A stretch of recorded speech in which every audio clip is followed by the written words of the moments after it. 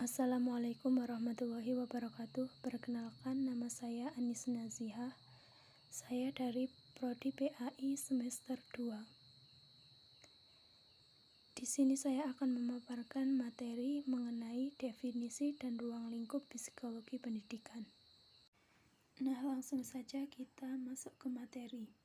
Psikologi sendiri yaitu the science of human behavior, ilmu yang mempelajari perilaku atau aktivitas manusia, yang mencakup aktivitas motorik, kognitif maupun emosional. Psikologi sendiri berfokus pada studi tentang pikiran dan jiwa. Secara umumnya didefinisikan sebagai perilaku dan pengalaman manusia secara sistematis. Nah, selanjutnya, apa itu definisi psikologi pendidikan? Psikologi pendidikan merupakan salah satu cabang psikologi yang membahas persoalan psikologis yang bertalian dengan pendidikan, yang termasuk di dalamnya mengenai manusia dalam situasi pendidikan ataupun proses pendidikan. Misalnya, bagaimana cara menarik minat atau perhatian peserta didik agar pelajaran dapat dengan mudah diterima, lalu bagaimana cara belajar, lalu perbedaan peserta didik dalam bakat masalah belajar dan sebagainya. Secara akademik juga didefinisikan, psikologi pendidikan adalah studi mengenai belajar, pembelajaran, dan pengajaran.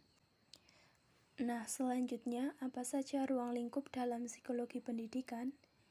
Yang pertama ada siswa, yang kedua orang tua, yang ketiga guru, dan yang terakhir ada manajemen pendidikan. Nah, siswa sendiri ini menjadi fokus utama dalam psikologi pendidikan yang mencakup di dalamnya itu karakteristik siswa. Nah, siswa itu kan ada yang berkebutuhan khusus dan ada yang biasa atau umum. Lalu, gaya belajar dan metode belajar. Gaya belajar ini yang mencakup auditori, visual, dan kinestetik, yang nanti akan dikaitkan dengan metode belajar yang seperti apa, yang kemudian disesuaikan dengan gaya belajar. Lalu ada teori belajar dan karakter perkembangan yang mencakup fisik serta emosi dan kognitif. Selanjutnya orang tua.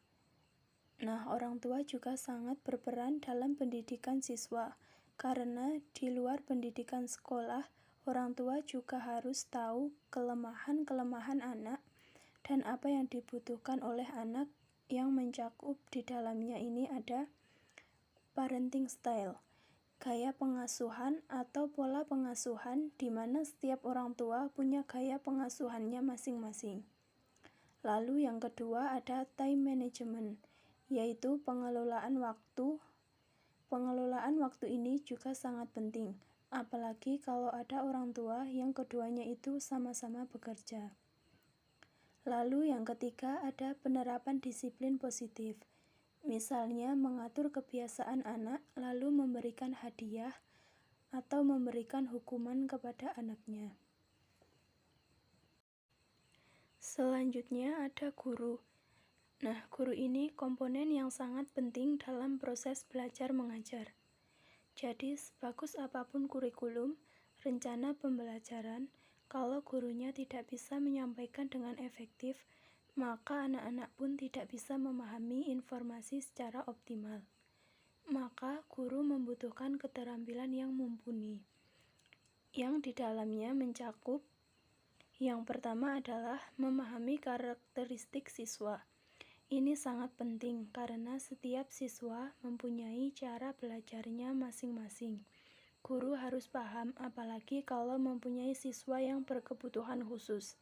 Jadi, guru harus paham karakter siswanya dan bagaimana cara menangani sesuai karakternya. Lalu yang kedua ada karakteristik pribadi. Sebagai guru juga harus memahami karakternya sendiri, memahami bagaimana metode yang enak untuk mengajar, yang nantinya akan diterima oleh anak-anak. Lalu yang ketiga ada manajemen kelas, bagaimana menata meja dan kursi, supaya enak belajarnya. Dan yang terakhir, disiplin positif guru juga mempunyai hak untuk disiplin, memberikan hukuman atau memberikan hadiah kepada peserta didik.